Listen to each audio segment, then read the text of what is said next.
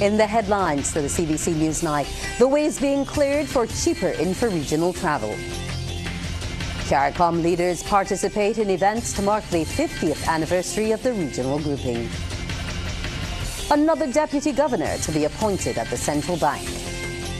And in sports, Barbados under-19s win their CWI opening match against rivals TNT.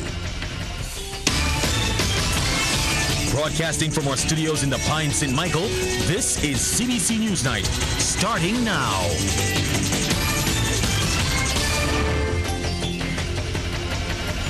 Good evening and welcome to the CBC NewsNight. I'm Wendy Burke. Barbados is making a major step to boost inter-regional travel. The lower house of Parliament met to rubber stamp the reduction to the Air Travel and Tourism Development Fee, also referred to as the Airport Service Charge. Prime Minister Mia Amor-Motley had announced the reduction of the fee for CARICOM travel during her budget presentation.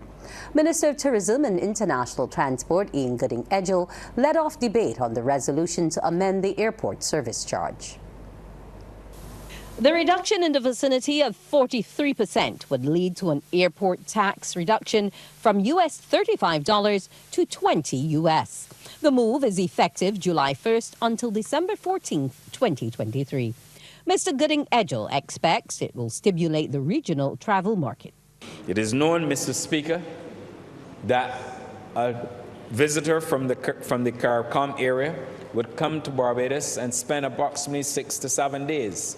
And if you calculate that based on the room nights and the cost of the room night, let's assume you were paying maybe $150 or less per day. You can imagine the yield that we would earn as a result of the increased traffic to Barbados. So we've taken that decision.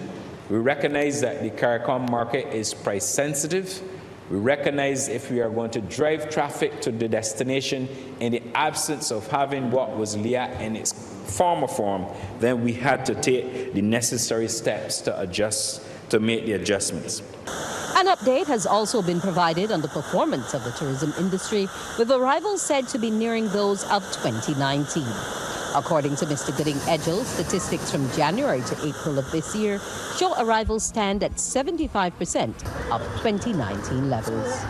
In 2019, we had 273,000 arrivals. In 2023, 204,000. If we look, for example, for the same period, January to April of this year, 2023, compared to last year, what we've noticed is that there was a 75% increase. Like I indicated, we would fully relax our protocols in September, latter part of September, and therefore we are beginning to see some growth in the area. So the numbers are growing. I'm very encouraged. They're looking very fruitful, and I'm sure that we will do what we have to do in order to drive additional business to this market. Barbados, meanwhile, is working to become the only destination in the Eastern Caribbean to secure a Southwest airline flight. The House was informed about developments on the Copa Barbados-Panama route. Load factors, again, plane is almost full every day when it comes into Barbados on the assigned days. We went into the Chief Executive Office's office with our delegation, and we made the case, Mr. Speaker, for additional airlift into Barbados. Mr. Speaker, and we were told if Boeing had delivered, if they were on target with their deliveries, perhaps we would have gotten more than we asked for, Mr. Speaker. But, Mr. Speaker, I'm pleased to announce that the third Copa flight will be arriving in Barbados on Friday, July the 7th. Parliamentarians were also updated on the tourism minister's recent travel and meetings with US, UK, and European airline officials. While lauding the temporary fee reduction, Home Affairs Minister Wilfred Abrams says it is just a small step and more needs to be done to boost intra-regional travel. He says private-public partnerships to host events year-round are needed to boost arrivals. Pointing out it is more expensive to travel from any territory to Miami, Minister Abrams has called for CARICOM to state a united position to reduce airfare costs. We've started with reducing the tax. But as CARICOM, we have to have agreement that a lot more taxes need to be reduced and to come down. because we must bring down the bulk of the cost of travel within the Caribbean, is the taxes. The taxes are what the country taxes are what push those plane tickets to the point where they compete with a ticket from the Caribbean to the United States. We need to take a position as CARICOM that we are going to drive those prices down. Because at the end of the day, if people start to move between Barbados and St. Lucia and Trinidad and Jamaica, then we keep our product moving. Now, boosting intra-regional travel is one of the challenges for local tourism players. The service charge reduction, even if temporary, is welcomed by officials. Joining us to discuss the issue tonight is Director of Latin America and the Caribbean for the Barbados Tourism Marketing Inc., Corey Garrett. Good night to you, Corey. Good night, Wendy, and good night to Barbados. Now, we've been doing a lot of work to increase those regional numbers. How do you see this development announced in the House today helping in your efforts? Well, 100%, this is a welcome move that the BTMI 100% endorses. The adjustment in this tax is a welcome adjustment, and it obviously lets us now basically complete the final part of the puzzle. With the loss of LIAT, as you mentioned in the segment a few minutes ago, intra-regional travel has been affected quite immensely, I would say. But obviously, as the ministers also mentioned, as a price-sensitive market, we've been using marketing tools such as the Isle of Air brand to really reconnect with our Caribbean travelers. So all in all, this really is the final part of a puzzle that basically lets us now more effectively market the destination to our Caribbean brothers and sisters. Okay, what kind of numbers do you think we're dealing with? Because this is summer. People like to travel in families. Do you think it's going to encourage more of them to decide, let's fly? Well, what I can tell you is that at least since June this year or May this year, we saw an increase in the capacity from around 14,000 seats into Barbados to around 20,000. As of December last year, that had risen to around 21,000. So we do know obviously the capacity coming to the Caribbean is there. So persons then at the end of the day have the opportunity to buy more flights. So 100%, I would say that the numbers will increase. Obviously, I can't give a figure off the bat, but with obviously such a heavy slash in the taxation rate, we can definitely expect those numbers, especially at key times like crop over, food and rum upcoming, of course, in October, Run Barbados in December. Those marquee times of year that the BTMI really targets our Caribbean travelers. Of course, I must mention CPL upcoming. We have the India tours and the Cricket West Indies tours coming up. So several events that will definitely lead to the marketing and increasing those numbers overall. Now, the minister also spoke about developments on the Copa route. You've also been doing some work on that end. What can you tell us about it? Well, as the minister also announced, Wendy, coming next week, Friday, July the 7th, we will see the third flight. We started the relationship with COPA in 2018 and it has continued to do tremendously well. Back to exactly what the minister said, it is practically impossible to get a flight on the service right now. We've seen load factors in the 90s, which is quite unusual for an airline month over month coming to the destination. So we're happy to welcome the third flight. We're already in discussions for potentially a fourth flight and developing that entire Latin American market, hubbed in Panama, looking at markets such as Mexico, Brazil, Colombia, Argentina. We are already there from a digital standpoint. We're already doing PR efforts in those markets. So adding further airlift or bringing further airlift discussions just continues to bolster the effort that we are really making to create that South-South connection. As we have learned in the past, or as recent as COVID, we need to find other ways apart from the North Atlantic to sustain the tourism industry, and the South-South connection, which is a mere 3 hours away, really and truly is that most viable point. Okay, now one of the concerns that we've been seeing is some stranded passengers here and there. What intervention has BTMI been able to do in helping some of these airlines, to more or less boost their customer service and resolve some of the issues that have been created? Well, as a marketer, first and foremost, obviously, our efforts, or the BTMI's efforts, really really sits around that quality service. And although there have been some service disruptions for various reasons, from weather systems to airport damages in other islands, we understand that there's a role to play in helping the passengers understand that the service is there and the service is there for their continual use. So what we are really doing is investing with the airlines behind the scenes with marketing to really help them be able to become more affordable to the customer, help to drive, of course, their workers, of course, and their colleagues in the industry to give a better service standard overall. I think it's just a general synopsis that, persons have this feedback that Caribbean travel is disrupted, and as there was a major disruption with LIAT, there is a lot to rebuild. So we ask persons, of course, to understand as we work with the airlines, we're in deep discussions with all of them, from Caribbean Airlines, into Caribbean Air, Antil, and the new entrant, as I mentioned, into Caribbean, to really help them improve what they're doing. We saw just this week Caribbean Airlines reconnecting St. Vincent and St. Lucia, and this is going to help with these service disruptions, etc. We expect airlines such as Inter-Caribbean to have more aircraft available also very shortly. And all of this will help to really gel the customer experience, as I said, with the final part of the puzzle now being the reduction in the taxation rate.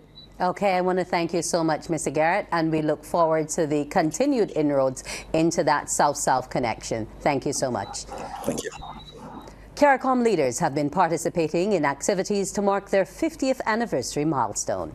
An official flag raising was among events held today. Heavy rains as a result of isolated thunderstorms failed to put a damper on the excitement as Caribbean community CARICOM leaders Tuesday planted 6 koi trees as part of the celebrations marking the 50th anniversary of the regional integration movement. The leaders of the 15-member regional grouping also signed a letter and placed it in a time capsule to be unsealed 50 years from now. They also took part in the ceremonial flag-raising ceremony at the Convention Center in Chaguaramas, where CARICOM came into effect on July 4, 1973. Dominica's Prime Minister and CARICOM's Chairman, Roosevelt Skerritt, says he believes CARICOM nationals are living in a more difficult world than 50 or even 20 years ago. There are too many injustices that have been meted out to us as a CARICOM and a Caribbean community. The issue of climate change and the kicking down the bucket of firm decisions to address our concerns in the Caribbean community. And sometimes we feel like giving up. We feel like not going to any of the COP conferences. But we must never relent on our fight against an injustice, like our forebears who fought for our emancipation. He also spoke to the issue of correspondent banking and de-risking and the implications for each CARICOM resident. I do not believe that the average Caribbean national understands the implications of this on their own individual household and circumstance. I want to say to us in the Caribbean community, this is not a government fight. This must be our fight in the Caribbean community. Every one of us must play a part. Meanwhile, host Prime Minister Dr. Keith Rowley told the ceremony that Chaguaramas will always be remembered as the venue where an event took place that changed the course of the region's history. Today we stand in these showers on what we consider to be Caribbean holy ground.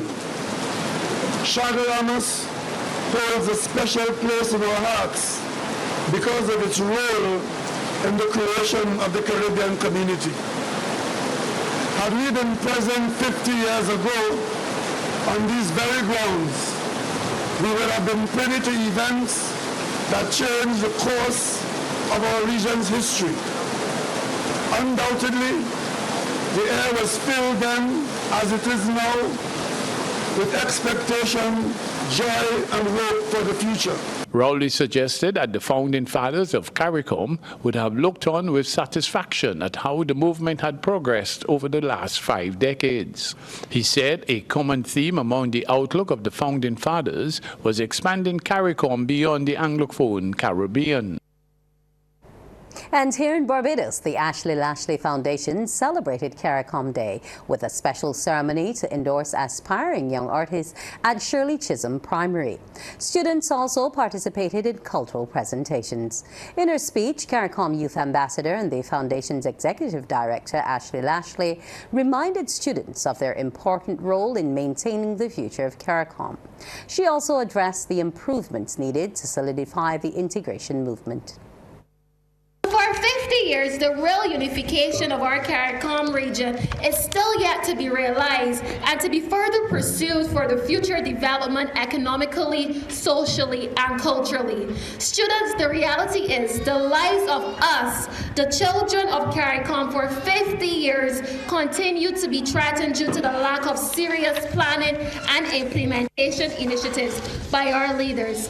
The quality of life for our people, children, and our community must move far beyond our imagination and just not become a fleeting illusion, but a reality through avenues such as affordable and reliable air travel, climate justice, and the resolution of the Haitian crisis.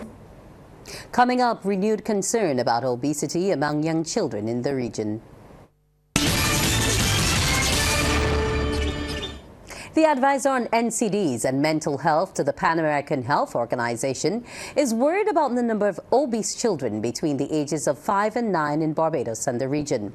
Dr. Gloria Giraldo highlighted the worrying trend during her address at the Healthy Caribbean meeting on accelerating the removal of ultra-processed products from Caribbean schools. Data are sometimes just numbers, but we know well they represent the lives of our children, our adolescents. And when we do see the rates, even from children from 5 to 9 years of age, that already are presenting overweight in ranges around 20 to 35%, it's very, very, very sobering. And President of the Healthy Caribbean Commission, Sir Trevor Hassel, says the group is pushing for the removal of the ultra-processed foods as those items are contributors to the high NCD rates in the region. He warns failure to take action would have detrimental outcomes for Caribbean countries. Failure to slow or reverse the ever-increasing levels of obesity will result in failure by Caribbean countries to meet Sustainable Development Goal 3 and Target 3.4 by the year 2030. And so it is critically important for all of us to redouble our efforts and call for the implementation of front-of-package labels, tax on sugary sweetened beverages, and healthy school nutrition policies. Meanwhile, Chief Education Officer Dr. Ramona Archer Bradshaw says now is the time to act to create a healthier environment for children. She says officials in every CARICOM country need to commit to the policy in order for it to be impactful. It is not enough for 1 or 2 countries within the region to implement school nutrition policies and hope for the best. The action requires a concerted regional approach that commits to the removal of ultra-processed foods from schools and the provision of healthier and more nutritious meals. In Barbados, we have taken the step to remove sweetened drinks and other unhealthy options from our schools. I can tell you that the battle is not an easy one, but with consistent sensitization and support, I can say that we are turning the corner. The Barbados Workers Union says it is pleased with the progress made by management of Kentucky Fried Chicken at Oystons in striving to make working conditions there more accommodating for its staff. This from Communications and Information Manager Shane Jones, who notes this comes after a union delegation paid a follow-up visit today to the establishment following the recent closure due to excess heat and other health-related issues. Mr. Jones says the union is satisfied its prerequisite for reopening, which centered around heat reduction, was being met by KFC management. The union official says they will continue to closely monitor the situation. We are happy to report that based on what we saw and felt, as well as in speaking with a number of the employees there, the branch was significantly cooler, and we are satisfied with conditions at this stage. So we at the Barbados Workers Union will continue to monitor the situation and liaise with our membership there to see if anything changes. And of course, the Barbados Workers Union thanks the management of KFC for following through with their commitment. International Fisherman's Day is celebrated on June 29th across the globe. Here in Barbados, fisherfolk celebrated all of last week, highlighting the men and women that work in this industry. Crystal Hoyt has more. Fisherfolk from across Barbados gathered this weekend to culminate a week of festivities, celebrating the fishing community and those that support the industry. Today is Fisherman's Day in the Bridgetown facility. Under the theme, Feeding the Nation One Fish at a Time, is what we call Customer Appreciation Day. On this day, food is given away free and drinks are on sale. Giving back to the public for all that they have done and the patronage that they provide to us before COVID, throughout COVID, and after COVID. One of the organizers, Melissa Tate, added that the fishing community, from administrators to vendors to fishermen, remain an integral part of food security and a major contributor to the Barbadian society. Fisherfolk and the livelihoods of fisherfolk provides for countless communities, marginalized communities across the globe. And it provides for our families. And those families are able to provide for their children and change and create what we call generational wealth. But the industry is not without its challenges. We have a large fleet of boats, and there are not enough fishermen to fish those boats. We had a bumper crop season this year for flying fish, but even if we had an influx of flying fish, there are not enough persons here to bone the flying fish. So we are an ancient industry, and it has stagnated, and we are dying. So our plans for the future is to approach the Ministry of Education to see if we could incorporate the filleting of fish and other traditions within fish into the school environment. It is already done at the Palmerine level, but we want to go a little bit deeper. The hope is that it can be incorporated in the secondary schools' food and nutrition school-based assessments. Crystal Hoyt, CBC News. The Business Report, brought to you by the Youth Entrepreneurship Scheme, a department of the Ministry of Youth and Community Empowerment, supporting young entrepreneurs from idea to enterprise. A young entrepreneur is fusing Japanese and Barbadian foods, and their new enterprise is gaining popularity on the local market. Trevor Thorpe met with owner and head chef at Sushimi by Salome for the Yes Business Report. Sushimi by Salome is bringing a taste of Japan to Barbados. Created by young entrepreneur and head chef Salome Valance, it is a 4-year-old takeaway business and new to the culinary landscape of Barbados. But despite the newness of the cuisine, the head chef told the Yes Business Report the acceptance by Barbadians has been very good. It's a niche product. I've used the last 4 years to develop, bringing an international dish to a Caribbean audience, incorporating a lot of cooked items. Because we know the Caribbeans aren't too fond of raw fish.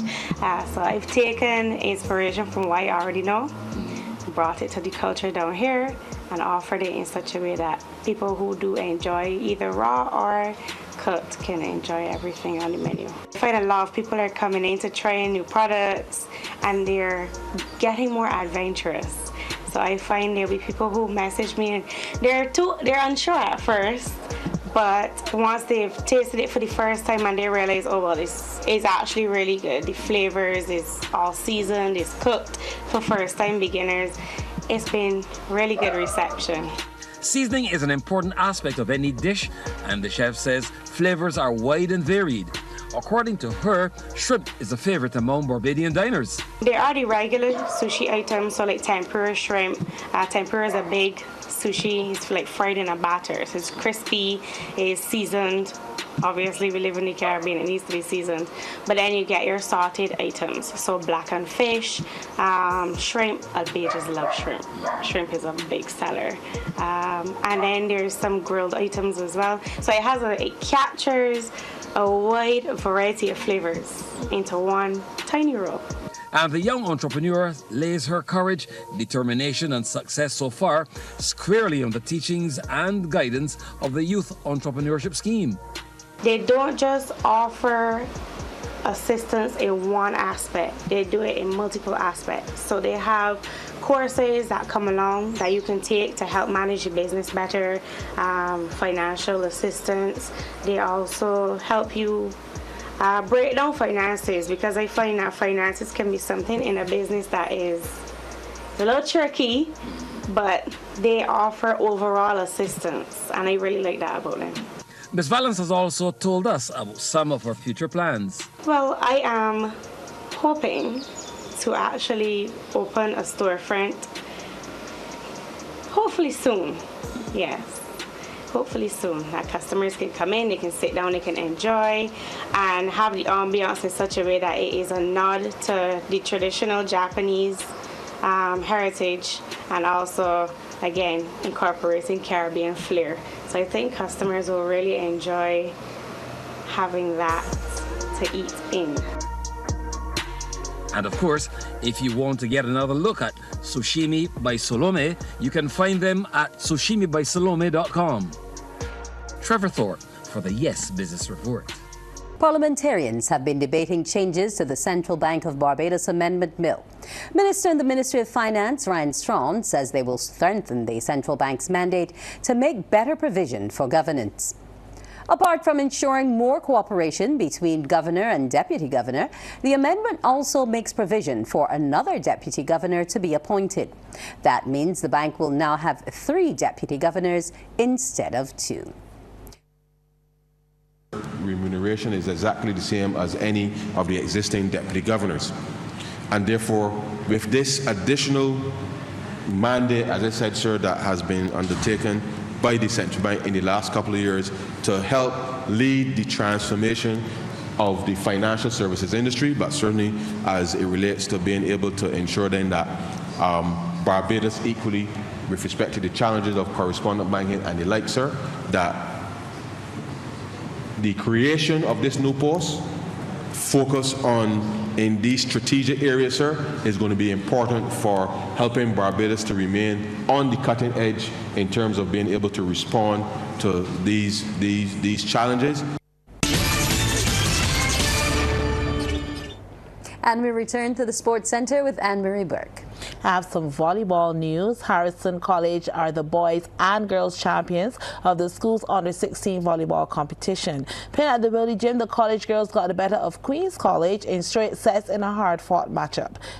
Here's a look at that game. At the end of it all, the under-16 champion will be crowned, and the girls' battle for the title was Queen's College in the blue and Harrison College, with AC looking to claim it with the cross-court kill, but it's picked up. So QC now sets up the play, but couldn't follow through with the execution, giving the Crumpton Street girls the point. AC with the serve, and it's an ace. Serenity Miller the one with the duties, and so nice she did it twice. QC girls just not getting it right. Miller would then make an error into the net, and maybe this change is what the husbands' girls needed. Let's see. Ashley Seeley with the serve. It's picked up, but it's sent out of court. QC girls making it a tight game. But soon enough, control will shift again, something that they find most, if not all, of this encounter. Talia Sandiford now has the serving duties, and you couldn't want it any better. Maybe this will set up a good rally. The QC girls in control. Could this be a point? Oh no, it's double blocked at the net. But QC was sure that they had it too. Sandiford again for nice serve, and I could see the play being set up on the other side. AC recovered and seemed like they were now going for the kill. But after the block, there was no control, and QC gained the point. But it was the college girls to dominate the first set, finishing it off nice and easy, and their supporters were loving it, taking it at 25-20. The second set started with both teams matching play for play to keep the ball in play. This is the kind of exchanges you want to see. This is what good volleyball serves up. And it was just for one team to make a crucial mistake. College back to QC, QC back to College. Will this be it? Chelsea Broom into the net. QC celebrates. No worries, the college girls will get their revenge. Miscommunication has cost. It was really tit for tat, point for point in this set. Watch as Noel Ayako sets up Daya Ford Haynes, who kills it. But wait for it, college girls will come back big too. Sandiford delivers the kill. Let's put perspective to the game. It was locked at 10-all, so you know it will be going down to the wire. With all to play for, both teams were digging deep. QC taking control, but then delivering the free pass. Can College get themselves in order? Oh no! Again, Broom hits into the net. These errors you just don't need. QC actually got some good few points off the errors. Here's another one that's into the net. And at this point, the title lake will be heading to Husbands, as they were now up 16-13. But those errors crept in again, and College now saw things swing their way. The College girls then started to play like a well-oiled machine, and with every opportunity, a point was snatched. Destiny Lane with the spike. And then Broom delivered an ace. The QC girls are left bewildered on that play. And the score was now 20-17 to College. And it was pretty much about signing and sealing the deal. And College was not playing. And here's where it was all over. Ayako serves. It's picked up, but not set up. So a free pass is gifted. QC looking to capitalize, but it's spiked out of court. There you have it. Harrison College are the 2023 Under-16 Girls Volleyball Champions, taking the final set at 25-21. Tomorrow we will have the highlights of the boys' final, where Harrison College got the better of Christchurch Foundation. Well, St. Jude's rule proceedings taking top honors as the zonal competition in the Wibisco National Sports Council's primary schools netball tournament continued today. Playing in the Central Zone, St. Jude's outplayed all their opponents to top the table on 10 points, while Blackman and Gollop Primary will join them in the quarterfinals on Thursday after finishing with 7 points. Primary schools netball, Glebe St. George, the venue. This is St. Jude's versus Grantley Prescott in the pink bibs. Lob pass, giving goal attack to Maura Nichols. A great look at goal. She converts. Grantley Prescott level proceedings at 1-all before halftime, but a change of ends saw St. Jude's retake the lead to make it 2-1. Not much time to play with. 2 4-minute halves in this format. St. Jude's looking for an opening in the circle. Good feed to pick out Nichols, handles the business. St. Jude's take the 3-2 victory over Grantley Prescott. Next was Mount Tabor up against Elliot Belgrave in green. Elliot Belgrave really confident on the ball. Goalkeeper cannot keep it out. Goal shooter Rania Burnett drills it. Mount Tabor needed a little more work on the technical aspects of the sport, but I'm sure they will get better over time. One more goal scored in this matchup. Burnett shows excellent range to give her team the 2-0 win. And finally, on our highlight reel, St. Jude's return to the court, this time against Blackman and Gollop in the pink bibs. And guess who was responsible for delivering the W? Nichols cleans up the miss. 1-0 win to St. Jude's. Great to see primary schools netball back with a bang. Damien Best, CBC Sports. St. Jude's also won the team shooting competition, while Gabriel Edgel was the top individual shooter. That's our news. Do enjoy the rest of your evening.